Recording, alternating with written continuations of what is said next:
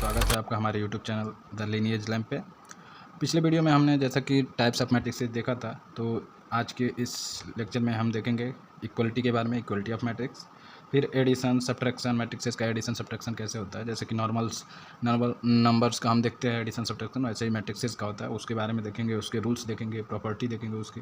फिर लास्ट में हम बात करेंगे multiplication of matrix bye a scalar, एक स्केलर द्वारा कैसे मल्टीप्लिकेशन किया जाता है मैट्रिक्स में, उसको देखेंगे। तो स्टार्ट करते हैं। सबसे पहले आज का टॉपिक है equality of matrix. Equality of matrix, या फिर हम इसी को बोलते हैं, इससे जो प्रूव करते हैं, या फिर बोल सकते हैं इक्वल मैट्रिक्स। कहीं कहीं आपको यही चीज़ इक्वल मैट्रिक्स के नाम से भी मिल जाएगा, ठीक है। तो ये चीज़ है, ठीक, या फिर इक्वल मैट्रिक्स है जिसको कर लीजिए, ठीक है। तो सबसे पहली चीज़, इसके लिए दो कंडीशंस जो है वो पता होना चाहिए। सबसे पहला कंडीशन ये है कि जिन दो मैट्रिक्स को आप इक्वल करना चाह रहे हैं, चाहे इक्वल के बारे में अगर पूछ रहा है कि दोनों मैट्रिक्स इक्वल है या नहीं है, तो उसके लिए सेम ऑर्डर का होना बहुत ज़रूरी है। मतलब दोनों के जो ऑर्डर है, दोनों मैट्रिक्स के जो ऑर्डर है, उनका ऑर्डर सेम होना चाहिए, ठीक है। दोनों मैट्रिक्स सेम ऑर्डर की होनी चाहिए, ऐसा बोल सकते हैं, ठीक है। जैसे दो मैट्रिक्स, एक मैट्रिक्स ए दिया हुआ है ए आई जे, और दूसरा मैट्रिक्स बी है, तो दोनों के ऑर्डर सेम होने चाहिए। मतलब अगर इसका ऑर्डर m क्रॉस n है, तो इसका भी ऑर्डर m क्रॉस n का ही होना चाहिए, ठीक है। इसका मतलब क्या है, इसमें जितने रो हैं उतने रो इसमें भी होने चाहिए, जितने कॉलम इसमें हैं उतने कॉलम इसमें होने चाहिए, तभी हम बोल सकते हैं कि दोनों मैट्रिक्स सेम है, उसमें भी इक्वल है। उसमें भी दूसरा कंडीशन क्या है, इक्वल हो सकते हैं अगर दोनों के ऑर्डर सेम है। दूसरा कंडीशन क्या है इसका, कि सभी जो करस्पॉन्डिंग एलिमेंट्स होते हैं, करस्पॉन्डिंग एलिमेंट्स भी क्या होना चाहिए, of A and B are equal होने चाहिए। करस्पॉन्डिंग एलिमेंट्स इक्वल होने चाहिए। जैसे मान लीजिए, जैसे देखिए, अगर कोई ए मैट्रिक्स है जिसके एलिमेंट्स है A11 A12 A21 A22, ठीक है, और बी कोई मैट्रिक्स है जिसके एलिमेंट्स है B11 B12 B21 और B22। अब करस्पॉन्डिंग एलिमेंट सेम होने का मतलब क्या है, पहले तो first condition same order same है। जैसे इसका ऑर्डर क्या होगा 2x2, इसका भी ऑर्डर 2x2 है, ठीक है, ऑर्डर सेम हो गया। सेकंड कंडीशन क्या है, करस्पॉन्डिंग एलिमेंट इक्वल हो। जैसे इसका करस्पॉन्डिंग ये होगा, मतलब इसका ये है कि लोकेशन जिसका सेम है, जैसे 1 1 लोकेशन है, इसका भी 1 1 लोकेशन, तो लोकेशन अगर सेम है, पोजीशन सेम है, तो दोनों एलिमेंट्स क्या होने चाहिए, इक्वल होने चाहिए। तो हम बोल सकते हैं कि ए और बी अगर इक्वल मैट्रिक्स है, देखिए यहाँ पे, if A and B are equal matrix, तो क्या होगा, A11 is equal to B11, ठीक है। वैसे ही A12 is equal to B12, ठीक है। A21 is equal to B21, ठीक। फिर A22 is equal to B22, ठीक है। सारे एलिमेंट्स करस्पॉन्डिंग, ये वाला इसके करस्पॉन्डिंग है इसके, ये वाला इससे और ये वाला इससे इक्वल होना चाहिए। अब इस पर क्वेश्चन कैसे आता है, जैसे एक क्वेश्चन देखिए, दिया होता है कि find the value of ABCD if A and B are the equal matrixes, ठीक है। मान लीजिए यहाँ पे कोई मैट्रिक्स दिया है ऐसे करके,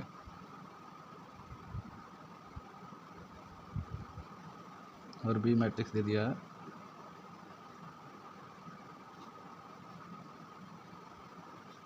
ठीक। ABCD का वैल्यू फाइंड आउट करना है। तो कंडीशन देखिए, बोला है कि ए और B are the equal matrix, दोनों इक्वल मैट्रिक्स हैं। अगर दोनों इक्वल मैट्रिक्स हैं, मीन्स कि इसके करस्पॉन्डिंग कौन सा है, सी है, तो दोनों इक्वल होने चाहिए, मतलब सी इज इक्वल टू 12 हो गया डेफिनेशन से, ठीक। ए इसके करस्पॉन्डिंग क्या है, ए वाला है, ए भी इक्वल होना चाहिए, तो ए इज इक्वल टू 5 हो गया। इसके करस्पॉन्डिंग ए है, तो बी इज इक्वल टू 7 हो गया। इसके करस्पॉन्डिंग ए है, तो डी इक्वल टू 13 हो गया। तो ये हो गया आंसर। यही चीज़ आपको फाइंड आउट करना है, ठीक है। तो ऐसे क्वेश्चन इस पर आपको आप बनते देखेंगे, ठीक है। कुछ क्वेश्चन ऐसे भी आते हैं, जैसे देखिए क्वेश्चन नंबर सेकंड, कि A is equal to x² + 5 12 B A and 5, and B is equal to 30, यहाँ पे आपका बी दिया हुआ है, मान लीजिए यहाँ पे 13 है और 5 है, ठीक है। तो अब लिखा होगा कि if A is equal to B, तो find the value of X के बाद ए एंड बी। तो इसको आप लोग अपने से कीजिएगा, ठीक है। इसमें आप देख सकते हैं कि एक्स स्क्वायर प्लस 5 को 30 के जब इक्वल करेंगे तो क्या हो जाएगा, x square plus 5 equal to 30। इधर 5 प्लस है, अगर उसको उस साइड इक्वल टू के ले जाएंगे दूसरे साइड तो -5 हो जाएगा, तो 25 हो जाएगा, तो एक्स का वैल्यू 5 आ जाएगा, ठीक है। वैसे बी का 12 और ए का 13। तो इसको आप अपने से एक बार ट्राई कर सकते हैं, ठीक है। तो ये हो गया इक्वलिटी ऑफ मैट्रिक्स, जिसमें आप देख सकते हैं ऑर्डर सेम होना चाहिए और करस्पॉन्डिंग एलिमेंट सेम हो, तो उसको हम बोल सकते हैं कि दोनों मैट्रिक्स इक्वल है, ठीक। तो इक्वलिटी का एक कंडीशन हो गया। अब इस सेकेंड नंबर पे हम देखेंगे एडिशन ऑफ मैट्रिक्सेस, कैसे ऐड करते हैं मैट्रिक्स को, उसको देखेंगे, ठीक है। तो एडिशन के लिए भी सबसे इम्पोर्टेंट जो कंडीशन है वो है कि ऑर्डर क्या होना चाहिए, सेम होना चाहिए, ठीक है। सेम ऑर्डर के अगर मैट्रिक्सेज हैं तो उनको हम ऐड कर सकते हैं, ठीक है। मान लीजिए कोई ए मैट्रिक्स है ए बी सी डी, ठीक है, और बी मैट्रिक्स है पी क्यू आर एस, ठीक है। दोनों के ऑर्डर सेम है, 2x2 का है, ठीक है। तो ए प्लस बी क्या हो जाएगा, सिंपली कुछ करना नहीं है इसमें, एडिशन बहुत ही ईजी है मैट्रिक्सेज का, एडिशन या सब्ट्रैक्शन। जो करस्पॉन्डिंग एलिमेंट्स हैं उनको केवल क्या कर देना है, ऐड कर देना है, सिंपली। जैसे हम नंबर्स को ऐड करते हैं वैसे करस्पॉन्डिंग एलिमेंट्स को ऐड कर देंगे तो एडिशन हमको मिल जाएगा। जैसे ए प्लस बी कैसे फाइंड आउट करेंगे, तो ए का करस्पॉन्डिंग पी, तो ए प्लस पी हो गया इस पहले वाले पे, दूसरे वाले पे बी प्लस क्यू हो गया, ठीक है। तीसरे पे आ जाएगा सी प्लस आर और यहाँ पे आ जाएगा बी प्लस एस, हो गया ए प्लस बी। और इसका ऑर्डर भी क्या होगा, जितना ऑर्डर इसका होगा वही ऑर्डर इसका भी होना चाहिए, सेम ऑर्डर होगा तभी ऐड कर सकते हैं। और एडिशन के बाद भी जो ऑर्डर होता है वही जो दोनों का ऑर्डर होता है वही होता है, मतलब अगर 2x2 है 2x2 है तो m क्रॉस n के प्लेस पे 2x2 हो जाएगा, ठीक है। तो ये ऑर्डर आपको मिल जाएगा, ठीक। तो ये हो गया एडिशन। अब इसकी कुछ प्रॉपर्टी है, जैसे फर्स्ट प्रॉपर्टी में हम बोल सकते हैं कि अगर, और एक इसके लिए मेन कंडीशन क्या है कि अगर ऑर्डर सेम नहीं है तो ऐड नहीं कर सकते। जैसे दिया है कि ए इज़ अ मैट्रिक्स, ये कोई मैट्रिक्स है ए आई जे करके, इसका ऑर्डर है 3x2 एंड बी कोई मैट्रिक्स है बी आई जे जिसका ऑर्डर है 2x3। तो अगर पूछा जाए कि क्या हम इसको ऐड कर सकते हैं तो क्या होगा आंसर इसका, कि ऐड नहीं कर सकते। कैसे, इसका 3x2 है, इसका 2x3 है, इसमें 3 रो है और इसमें 2 रोज़ है, डिफरेंस हो गया। 3x2 और 2x2 दोनों अलग अलग चीज़ें हैं, इसका मतलब है 3 रो 2 कॉलम, इसका मतलब है 2 रो 3 कॉलम, दोनों अलग है, तो इसको हम ऐड नहीं कर सकते, ठीक है। अब कुछ प्रॉपर्टीज़ देखिए, प्रॉपर्टीज़, ठीक है। सबसे पहली प्रॉपर्टी, तो सबसे पहली प्रॉपर्टी है कॉम्यूटेटिव प्रॉपर्टी या कॉम्यूटेटिव लॉ भी उसको बोलते हैं। तो जैसा कि आप जानते हैं एडिशन कॉम्यूटेटिव लॉ फॉलो करता है नंबर्स का, होल नंबर्स हो या फिर नेचुरल नंबर्स हो, तो वैसे ही मैट्रिक्सेस का भी एडिशन कॉम्यूटेटिव लॉ फॉलो करता है। कॉम्यूटेटिव लॉ फॉलो करने का मतलब है ऑर्डर अगर चेंज कर दे फिर भी एडिशन सेम होना चाहिए, आंसर सेम आना चाहिए। रिजल्ट अगर सेम है ऑर्डर चेंज करने पे भी तो उसको बोलते हैं कि वो ऑपरेशन कॉम्यूटेटिव लॉ फॉलो कर रहा है। जैसे ए प्लस बी करे या फिर बी प्लस ए, दोनों का आंसर सेम आएगा, तो उसको हम बोल सकते हैं कि कॉम्यूटेटिव लॉ फॉलो हो रहा है। Second, associative. अब एसोसिएटिव क्या होता है, एसोसिएटिव मतलब होता है कि ए प्लस बी प्लस सी, मतलब बी प्लस सी पहले ऐड किए बी मैट्रिक्स और सी मैट्रिक्स को ऐड किए, उसके बाद ए मैट्रिक्स ऐड करें, या फिर ए मैट्रिक्स और बी मैट्रिक्स को ऐड करने के बाद सी मैट्रिक्स ऐड करें, तो भी आंसर सेम आएगा। मतलब इसका है एसोसिएटिव लॉ का मतलब कि बी प्लस सी को ऐड करने के बाद आप ए को ऐड कर रहे हैं उसके आंसर में, या फिर ए और बी को ऐड करके जो आंसर आ रहा है उसमें अगर सी ऐड कर रहा है, फिर भी दोनों का आंसर अगर लास्ट में फाइनल जो आंसर है वो सेम आ रहा है, तो एसोसिएटिव लॉ फॉलो कर रहा है। तो मैट्रिक्सेस एसोसिएटिव लॉ भी फॉलो करता है, मैट्रिक्सेस का एडिशन, ठीक। उसके बाद आता है आपका कैंसिलेशन लॉ, कैंसिलेशन लॉ या फिर कैंसिलेशन लॉ लिख लीजिए, ठीक है। क्या है इसका मतलब कि ए प्लस बी अगर इक्वल है ए प्लस सी के, ठीक है, मतलब ए मैट्रिक्स और बी मैट्रिक्स को ऐड करने पे जो आ रहा है वही चीज़ ए मैट्रिक्स और सी मैट्रिक्स को ऐड करने पे आता है, उसका मतलब सेम है। उसका मतलब यही है कि बी इक्वल है सी के, मतलब बी मैट्रिक्स ही सी मैट्रिक्स है, या फिर बी मैट्रिक्स और सी मैट्रिक्स इक्वल मैट्रिक्स है, तभी ऐसा हो सकता है। कैसे कि कैंसिलेशन में क्या करते हैं, इधर से इधर भी है इधर भी है, अगर इस ए को इस साइड ले जाएंगे तो माइनस ए होगा, और माइनस ए प्लस ए के साथ कैंसिल आउट हो जाएगा, तो बी इज इक्वल टू सी होगा। तो वहाँ से भी आप इसको समझ सकते हैं, ठीक है। फिर बात करते हैं हम फोर्थ एडिटिव आइडेंटिटी के बारे में।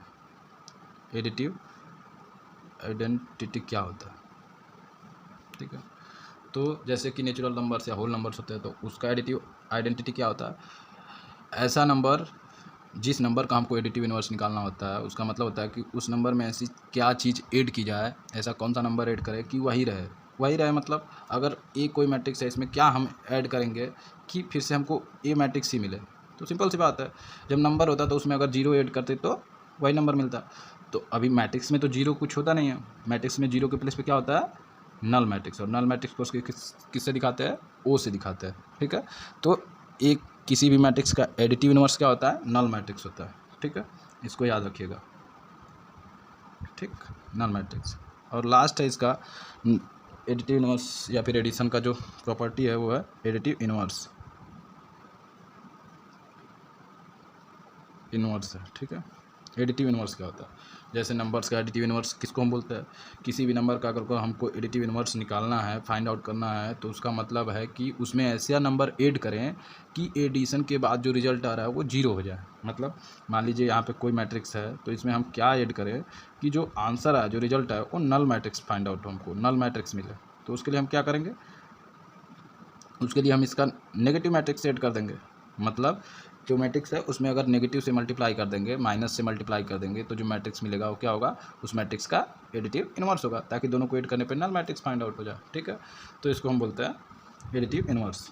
तो किसी भी मैट्रिक्स का एडिटिव इनवर्स क्या होता है, उससे उस मैट्रिक्स को माइनस से मल्टीप्लाई करने पर पता चलता है, ठीक है। एडिटिव आइडेंटिटी क्या होती है, जीरो होती है एडिटिव आइडेंटिटी। तो ये हो गया एडिशन। मैट्रिक्स का कैसे ऐड करेंगे वो आप देख लिए कि एडिशन के लिए ऑर्डर सेम होना चाहिए, करस्पॉन्डिंग एलिमेंट को ऐड कर देते हैं, ऑर्डर वही हमको रिजल्ट में मिलता है जो ऑर्डर पहले होता है, जो मैट्रिक्स का इंडिविजुअल ऑर्डर है, ठीक है।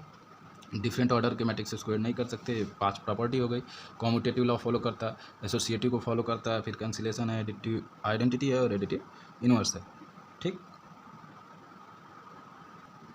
अब यहाँ पे एक एग्जांपल है, इसको आप देख सकते हैं, जैसे ए मैट्रिक्स है 2 3 4 5 2 क्रॉस 2 का, और बी एक मैट्रिक्स है 1 2 3 6 2 क्रॉस 2 का। तो ए प्लस बी क्या होगा, ए प्लस बी कैसे फाइंड आउट करेंगे, करस्पॉन्डिंग एलिमेंट को ऐड करके। तो इसका करस्पॉन्डिंग क्या है, 2 का 1, तो 2 और 1 कितना हो जाएगा, 3, 3 का करस्पॉन्डिंग 2, तो 3 और 2 कितना हो जाएगा ऐड करने पे 5, 4 और 3, 4 3 ऐड करने पे कितना होगा 7, 5 और 6 ऐड करने पे 11। अब इसका ऑर्डर क्या है, देखिए 2 रो 2 कॉलम, तो 2 क्रॉस 2 वही चीज़ आ गया, ठीक है। तो इस तरह से हम एडिशन करते हैं मैट्रिक्सेस का, ठीक है। तो ये हो गया मैट्रिक्सेस का एडिशन। अब हम देखेंगे इसका सब्ट्रैक्शन, ठीक है। तो थर्ड नंबर पे हम देखते हैं subtraction of matrixes.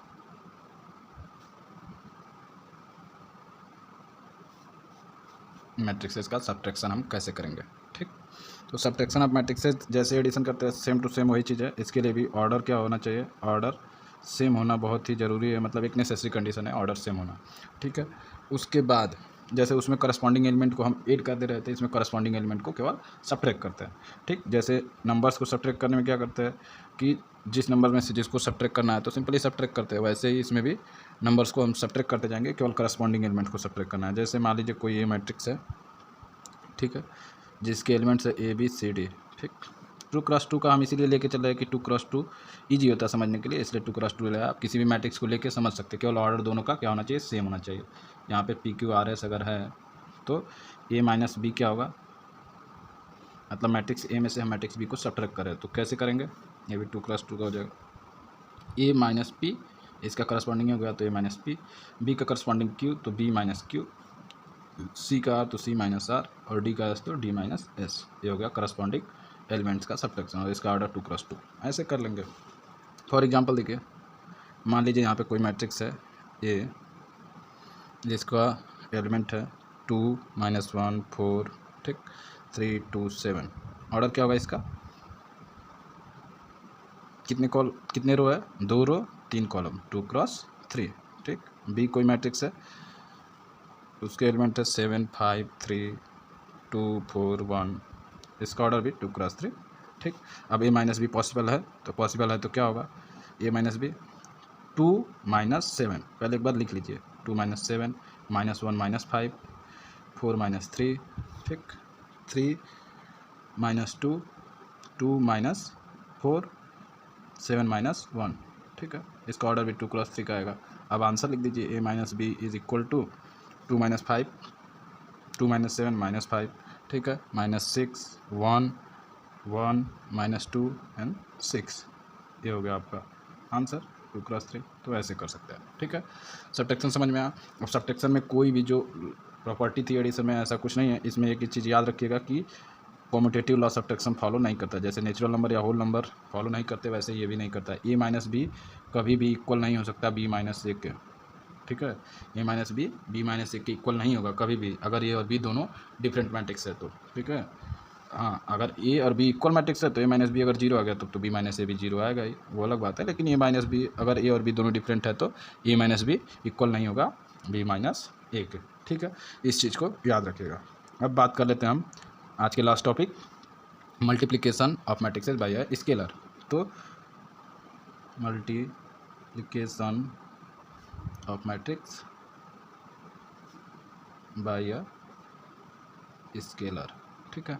Multiplication of matrix by scalar. Scalar क्या होता है? स्केलर, आप स्केलर पढ़ चुके हैं स्केलर मैट्रिक्स के बारे में। स्केलर मतलब कोई भी कांस्टेंट जो वैल्यू होता है, कांस्टेंट कोई नंबर हो सकता है, कोई वैल्यू हो सकती है, तो उसको हम स्केलर यूजुअली बोलते हैं, ठीक है।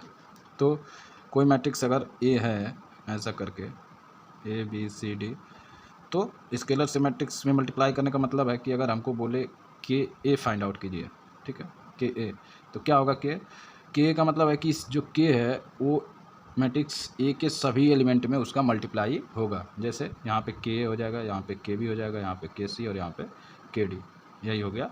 ऐसे करते हैं मल्टीप्लिकेशन। मल्टीप्लिकेशन करने पे इसका जो ऑर्डर है वो ऑर्डर चेंज नहीं होगा, वही ऑर्डर उसका भी होगा। जैसे इस पर आपको कैसे क्वेश्चन आ सकते हैं, क्वेश्चन आपको आएगा कि लिखा है, मान लीजिए फॉर एग्जांपल कि ए इज़ इक्वल टू दिया आपको 2 माइनस 1 4 और यहाँ पे 3 2 7, ठीक है, ऐसा कोई मैट्रिक्स है। तो फाइंड आउट कीजिए 3a क्या होगा, तो कैसे निकालेंगे? तो 3 से सिंपली मल्टीप्लाई कीजिए, 3 2 ज़ा 6, 3 1 ज़ा -3, 3 4 ज़ा 12, 3 3 ज़ा 9, 3 2 ज़ा 6, 3 7 ज़ा 21, हो गया ख़त्म। इसका 2 क्रॉस 3 है तो इसका भी 2 क्रॉस 3, ठीक।